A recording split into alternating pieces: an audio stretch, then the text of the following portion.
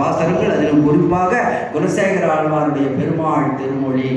இதை கூட கடந்த ஆண்டு உடுமலை திருப்பதி ராஜகோபுர மகா சம்பரோட்சணத்தின் போது நம்முடைய ஜிவிஜி நிர்வாகத்தார் அவர்கள் அதை வெளியிட்டார்கள்.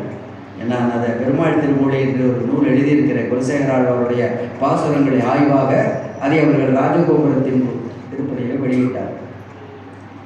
அந்த மாதிரி இவ அவளை பைத்தியம்ங்கிறா.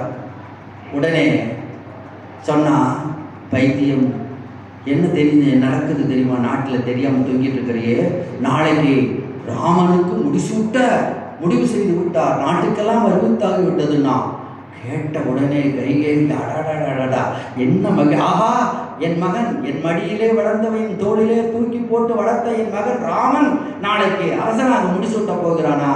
இந்த செய்தியை அரசர் கூட இன்னும் எனக்கு வந்து சொல்லவில்லை.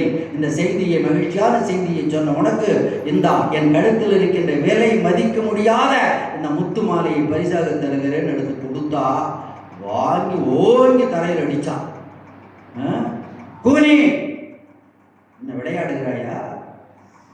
நான் இந்த நாட்டினுடைய மகாராணி, நான் தருகின்ற பரிசை எனக்கு முன்னாலேயே வீசுகிறாயே, அவமதிக்கிறாய் என்றால் அது இந்த நாட்டை அவமதித்தது. அவமதிப்பு வழக்கு பாய்ந்துவிடும். அவமதிப்பு வழக்கு பாய்ந்துவிடும், ஜாக்கிரதை. என்னை இளமையிலிருந்து வளர்த்தவள் என்ற ஒரே காரணத்துக்காக இந்த செயலை கூட நான் மன்னிக்கின்றேன் அப்படின்னு நான் அடுத்து சொன்னான். ஐயோ, எனக்கு கஷ்டமாக இருக்குது கையகி, பேரரசன் மகளாக பிறந்து பேரரசனுக்கு தேவியாகி பேரரசிகளுக்கெல்லாம் பேரரசியாக திகழ்ந்த நீ நாளை முதல் அடிமையாக போகிறாய். ஐயோ பரதா, உன்னை பாட்டன் வீட்டுக்கு ஏன் அனுப்பினார்கள் என்று இப்போதுதான் எனக்கு புரிகிறது. பரதா, சூழ்ச்சி செய்து உன்னை பாட்டன் வீட்டுக்கு அனுப்பிவிட்டு இங்கே பெரிய சூழ்ச்சிகளை செய்து விட்டார்கள் பரதா. உடனே சொன்னான், கூனி, என்ன உளறுகிறாய்? நீ மயில் குல முறைமை அறியாயா? அரசர்கள் நம்முடைய குலம் என்ன குலம்? மயில் குலம். மயிலினுடைய அந்த முறைமை என்னன்னா, மயில்களிலே கூட மூத்த ஆண் குஞ்சுக்குத்தான் முதலில் கலாபம் உழைக்கும். மயில் எத்தனை குஞ்சு ஈர்னாலும் எது மூத்த குஞ்சோ அதுக்குத்தான் முதலில் கலாபம் உழைக்கும். அதுபோல மூத்த மகனுக்கே முடிசூடுகின்ற முறை பற்றி மயில் குல முறைமை என்று சொல்லுவது பழக்கம். மயில் குலம் மாதிரி அரசர்கள் மூத்தவனுக்குத்தானே முடிசூட வேண்டும். என்ன உளறி கொண்டிருக்கிறாய்?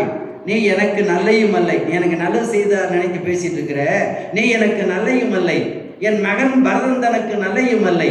தர்மமே நோக்கில் உனக்கும் நல்லது தர்மத்தை பார்த்தா நீ உனக்கும் நல்லது பண்ணுங்கள.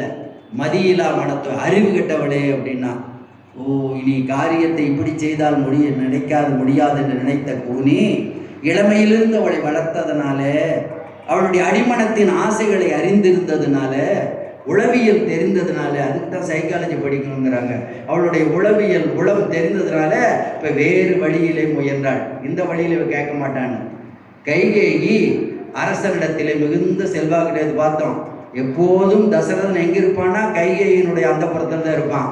இன்னும் பேருக்கு ராமனை பெற்றெடுத்த தாய் கௌசலை இருக்கிறா, லட்சுமணனையும் சத்ருகனையும் பெற்றெடுத்த சுமந்தரா தேவி இருக்கிறா.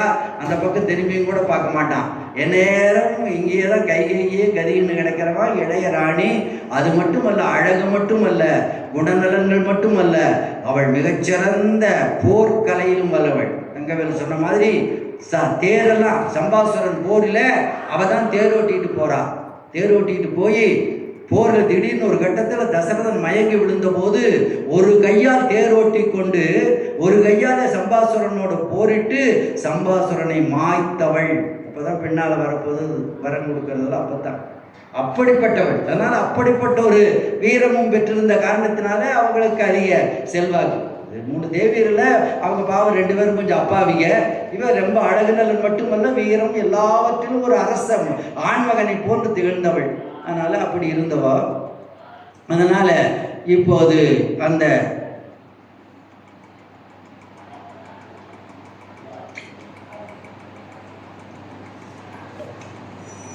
யாராவது